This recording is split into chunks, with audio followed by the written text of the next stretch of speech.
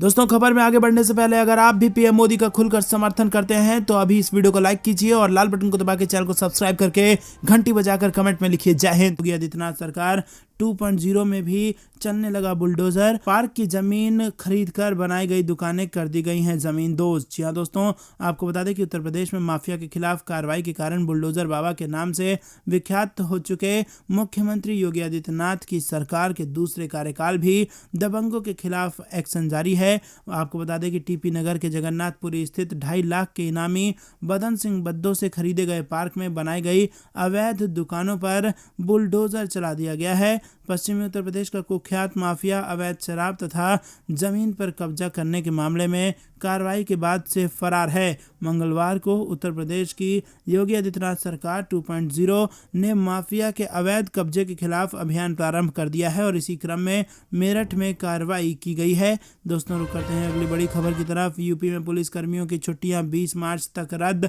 DGP Mukul Goyal ने दिया ये बड़ा आदेश। जी हाँ दोस्तों, उत्तर प्रदेश पुलिस ने आगामी होली त्योहार को देखते हुए अपने सभी कर्मियों की छुट्टी रद्द कर दी है। पुलिस महानिदेशक मुकुल गोयल द्वारा जारी एक निर्देश के अनुसार 16 और 20 मार्च के बीच कोई छुट्टी नहीं दी जाएगी। सभी जिला और मंडल पुलिस प्रमुखों को यह सुनिश्चित करने के लिए कहा गया है कि कानून व्यवस्था का सख्ती से पालन हो। डीजीपी ने बताया कि हालांकि विशेष मामलों में कर्मियों को छुट्टी दी जा सकती है। इससे पहले डीजीपी मुकुल गोयल ने आगामी त्योहारों पर सुरक्षा व्यवस्था के संबंध में सोमवार को विस्तृत दिशा निर्देश जारी किया है।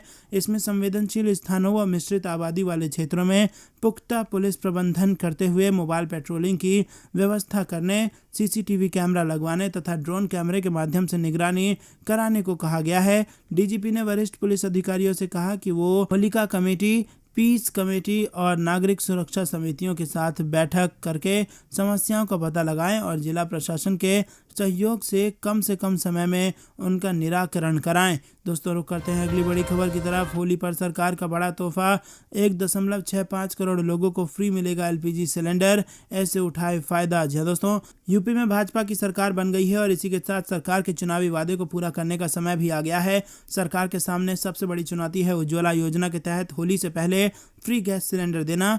यूपी सरकार इस योजना के तहत होली के अवसर पर प्रदेश की जनता को बड़ा तोहफा दे सकती है। दरअसल सरकार होली पर पहला मुफ्त गैस सिलेंडर देने की तैयारी में है।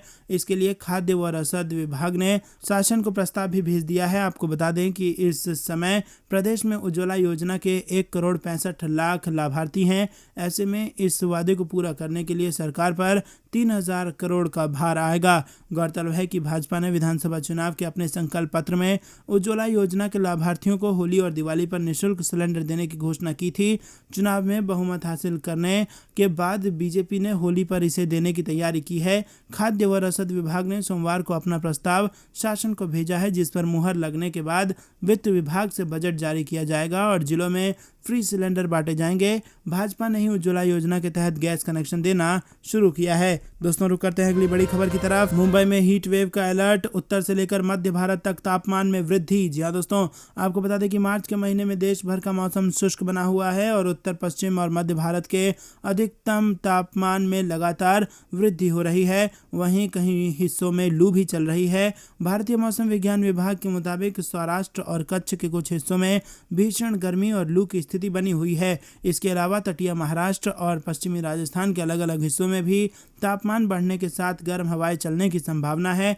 आईएमडी के मुताबिक उप हिमालयी पश्चिम बंगाल और सिक्किम पर एक चक्रवाती हवाओं का क्षेत्र बना हुआ है। वहीं एक चक्रवाती हवाओं का क्षेत्र दक्षिण छत्तीसगढ़ और आसपास के इलाकों में निचले स्तरों पर बना हुआ है। मौसम पूर्वानुमान के मुताबिक अंडमान और निकोबार द्वीप समूह के कुछ हिस्सों में हल्की बारिश हो सकती है। दिल्ली का मौसम पूरा दिन साफ रहेगा और यहां तेज हवाएं चलने की संभावनाएं हैं। दोस्तों, रुक करते हैं अगली बड़ी खबर की तरफ। अमेरिका ने चीन को रूस की सैन्य सहायता से रोका और चेतावनी देते हुए कहा कि अगर प्रतिबंधों के खिलाफ मदद की तो भुगतना होगा अंजाम। जी हाँ दोस्तों, रूस ने चीन से यूक्रेन आक्रमण में इस्तेमाल करने के लिए सैन्य उपकरणों का सहयोग मांगा है और इस अनुरोध ने अमेरिका और चीनी सरकारों के शीर्ष सहयोगियों के बीच रोम में सोमवार की बैठक से पहले चल रहे युद्ध को लेकर तनाव बढ़ा दिया है। साथ ही अमेरिका ने कहा है कि रूस की सैन्य सहायता करने की सूरत में उसे इसका अंजाम भुगतना होगा।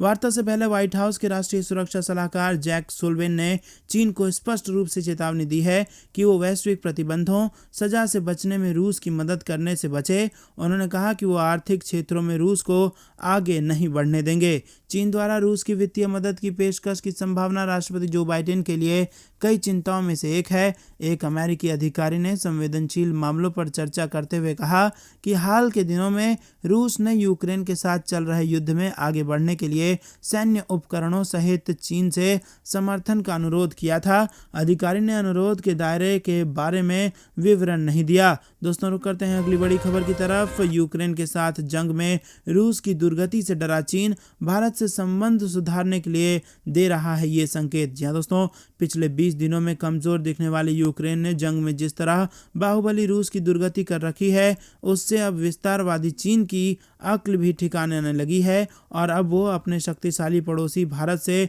भिड़ने के बजाय लगातार नरमी भरे संदेश भेज रहा है। उसकी ये नरमी ड्रैगन के स्कॉलर्स की बातों में भी झलक रही है। चीन की छिंगहुआ यूनिवर्सिटी के नेशनल पॉलिसी रिसर्च सेंटर के डायरेक्टर ने सीमा विवाद पर भारत के रुख की तारीफ की है। उन्होंने कहा कि 15वें दौर की बातचीत में दोनों पक्ष कदम दर कदम विश्वास बहाल कर रहे हैं और ऐसा करके वह अगले चरण की बातचीत में विवाद के निपटारे के लिए न्यायपूर्ण और समुचित हल का आधार तय कर रहे हैं। इसी के साथ दोस्तों आपको बता दें कि उन्होंने कहा कि सीमा के पश्चिमी सेक्टर में दोनों देशों के हजारों सैनिक आमने सामने हैं। ऐसे में जंग से बचने के लिए दोनों पक्ष अधिक परिपक्वता और संयम बरत रहे हैं। रुक करते हैं अगली बड़ी खबर की तरफ। जंग के मैदान में दुश्मनों पर टूटेगा कहर, सबसे घातक हथियार बनाने की तैयारी में है भारत। जी हाँ दोस्तों, प्रधानमंत्री नरेंद्र मोदी के रक्षा क्षेत्र में आत्मनिर्भर बनने के आह्वान के अगले दिन खबर आई कि 5वीं पीढ़ी के स्वदेशी लड़ाकू विमान एमका के प्रोटोटाइप डिजाइन और मॉडल के लिए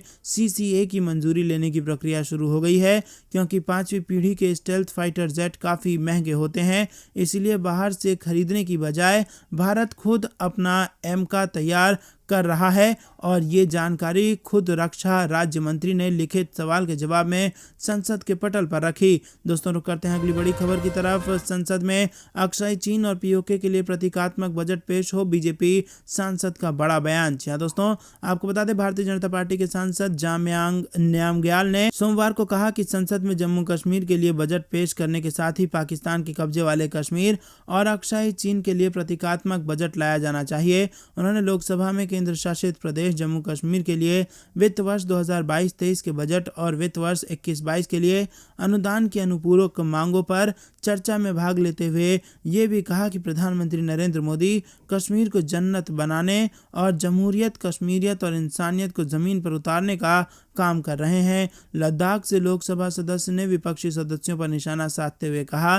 कि कुछ विपक्षी सांसद कह रहे हैं कि जम्मू कश्मीर का बजट हिंदुस्तान की संसद में क्यों पेश हो रहा है। अगर जम्मू कश्मीर का बजट भारत की संसद में नहीं आएगा तो फिर क्या पाकिस्तान की संसद में आएगा। उन्होंने कहा कि जम्मू कश्मीर में निर्वाचित सरकार अभी नहीं है और इसीलिए वहां के बजट पर यहां चर्चा हो रही है। दोस्तों, रुक करते हैं अगली बड़ी खबर की तरफ। सबसे पहले इस वादे को पूरा करेगी योगी सरकार, युवाओं, किसानों और महिलाओं के लिए है बड़ी खबर। जहां दोस्तों उत्तर प्रदेश में भाजपा के 255 सीटों के साथ प्रचंड जीत हासिल करने के बाद सहयोगी दल में अपना दल के 12 और निषाद पार्टी के 6 प्रत्याशी चुनाव जीत गए। अब जल्द ही योगी 2.0 सरकार का गठन हो जाएगा और ये तो जीत हार के आंकड़े हो गए। अब आपके काम की बात कर लेते हैं। यूं तो भाजपा ने चुनाव से पहले कई वादे किए हैं, लेकिन इनमें एक वादा ऐसा है जो सरकार बनने से पहले ही पूरा करना होगा। वो है होली पर गरीबों को मुफ्त गैस सिलेंडर देने का वादा। योगी आदित्यनाथ ने हर रैली में इसका जिक्र किया था।